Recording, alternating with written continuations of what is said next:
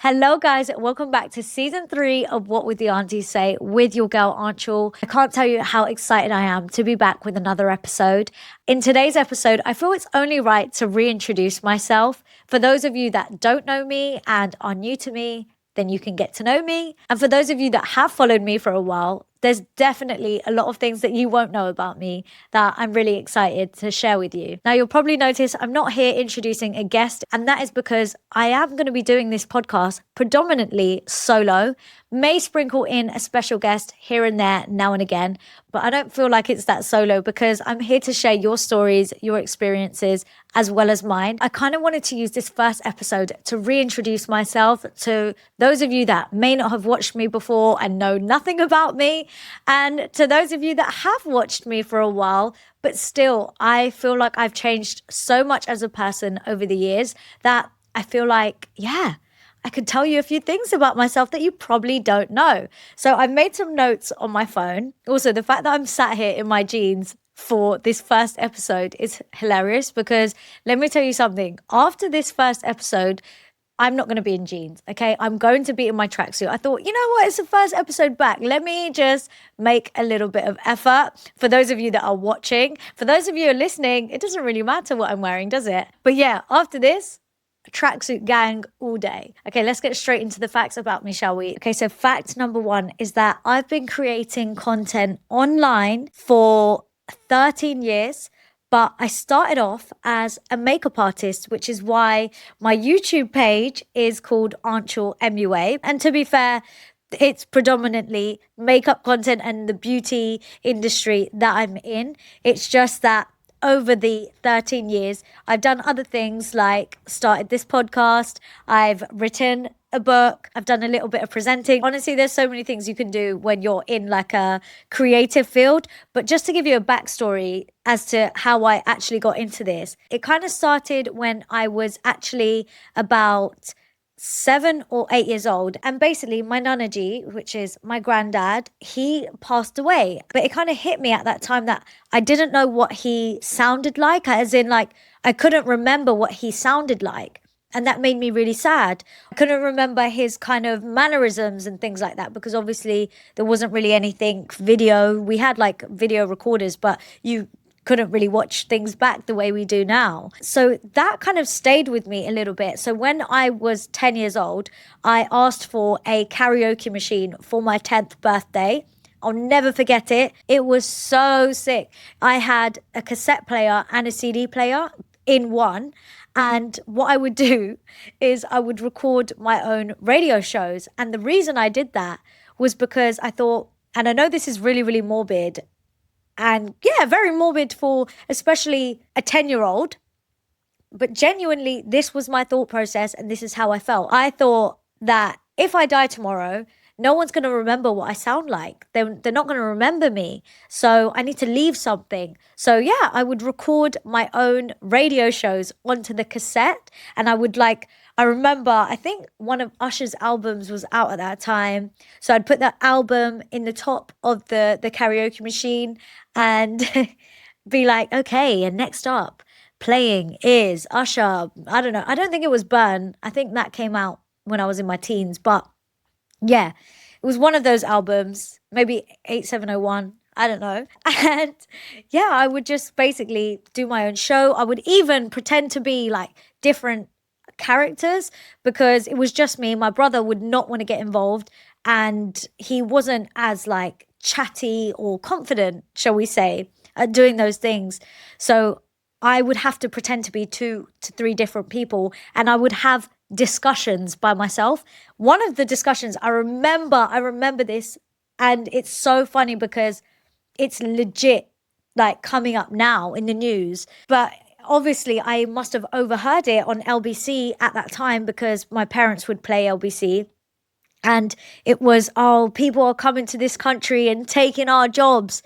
And I remember that feeling a little bit like, oh, that feels weird. That feels off because my parents aren't from this country. And I couldn't understand it really too much at that time. I was 10.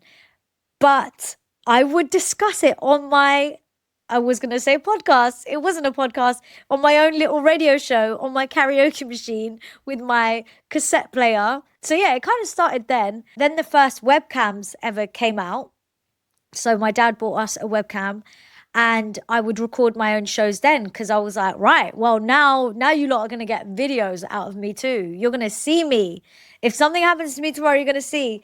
And no one ever really knew why I would do this, but this was genuinely my why. It's just that I didn't want to be forgotten, or yeah, just because of how it made me feel. So I just wanted to leave something behind. Obviously, thank God and touch wood, I'm still here to this day and I hopefully have a long way to go. Yeah, I basically started recording shows.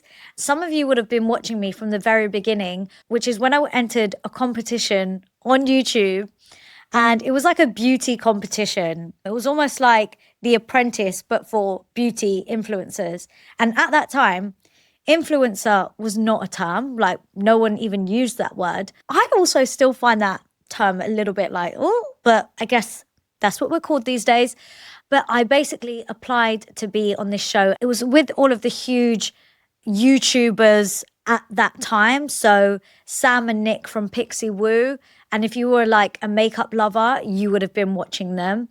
Zoella, Tanya Burr, all of those types of people. And they were holding this competition. And I entered the competition very last minute. I only had like 2 videos on YouTube at that time. And I literally forgot to send in my video entry. So like I panic, wrote this email and was like, quick. In fact, I got my sister to do it. I was like, oh my God, I need you to help me write this email because I need to apply for this competition. And then I sent the link of my YouTube channel with my 2 videos.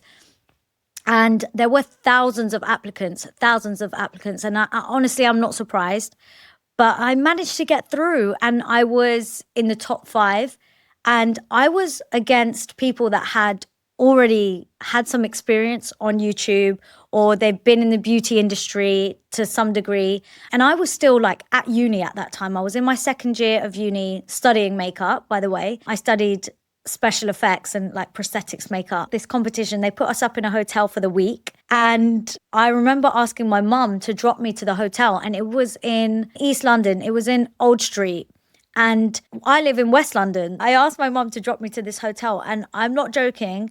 She thought that I was up to something. She thought, who the hell is she staying with? She was very, very suspicious of me. And I was like, girl, I'm going to a competition. Like, excuse me, have some faith in me. And I ended up actually winning the entire competition. I've never won anything in my life. So that was just wild, absolutely wild. And yeah, after that, I kind of just took the content creation side very seriously. All while finishing my degree, I did my 3rd year. I also went and worked for Mac on counter. And then I was still doing my YouTube at the same time on the side. And at that time, I was uploading twice a week, sometimes 3 times a week. Like I was putting in the work. And anyone that does YouTube knows that it's hard. It's very time consuming, but so passionate. Yeah, some of you guys have probably been watching me since then and been on this entire journey. I almost feel like I've basically grown up online. Don't you think? I think that's growing up online if you start at 21 and I'm here at 34. Okay, so moving on. And this one surprises people and probably frustrates me, is that I'm 5 foot tall. I'm a short, petite girly. And I think in my pictures, I can come across a lot taller or more average height, shall we say, not tall. But sometimes I can look like not as short as I actually am. And when people meet me sometimes, they're like, oh my God, like I didn't expect you to be so small. But then I feel like I do say enough online that I am short, everyone. I'm short. I'm a short, petite girly. You know what really annoys me? It's fine when people that have never met me before tell me, oh, you're so short. That's fine with me. It's people that have met me numerous times. People that have met me numerous times and want to continue to tell me that I'm short. I know. Do you think I'm not in my body? Do you think I'm not living my life as a short person? Like, I know I'm short. Why are you telling me that I'm short? And you've seen me so many times. Oh, if there's anyone else that is a short girly, short guy even, if you're just a petite person, does that annoy you? Does it frustrate you? Someone that's never seen me, never met me, fine. I actually don't mind it. Let's brighten this up because I could go on a full rant about that one. Fact number 4 is I'm also an author. So this is my book right here called What Would The Aunties Say? Obviously, same title as the podcast. I am still so proud of this. So the podcast actually started in 2020, I believe. And I wrote this book in 2020 and it was all happening kind of at the same time. And we were in lockdown for me personally, although it was such a horrible time and there were devastating things going on in the world and for many people. For me, it was very challenging. Although I felt quite alone, shall we say, at that time, I felt so connected with so many people online and with a community that I just had never had before. Yeah, I'll never get over this. I will never get over the fact that I wrote a whole book and it's got my face on it. Next fact, I did mention siblings. I'm one of 4 and I'm actually number 3. So there's 3 girls, 1 boy. I'm third girl. And I would say I have quite a big family. My next fact is that I love to cook and I'm actually really good. And why all of a sudden does this feel like a matrimonial video or matrimonial pitch or something? Like, she cooks, she cleans, she's got no children, she's 34, she's 5 foot tall. It's really not that. It's really not that. I'm a massive foodie. So yeah, just food is a huge part of my life. And this is where I struggle with like fitness, although fitness is also a huge part of my life. But yeah, trying to balance food and wanting to eat everything and then also wanting to stay fit and healthy. That one, I'm still working on it. I've come a long way though. And then my next fact is my favorite animal. And I don't know if I've ever shared this online. Maybe, but yeah, my favorite animal is a gorilla. The reason why a gorilla is my favorite animal is because I remember being like 6 or 7 years old and I went to the zoo with my family. It must have been my family. And basically it was like running across the space that it was in. But this gorilla was running and it basically stepped in its own poo. And I found it so funny.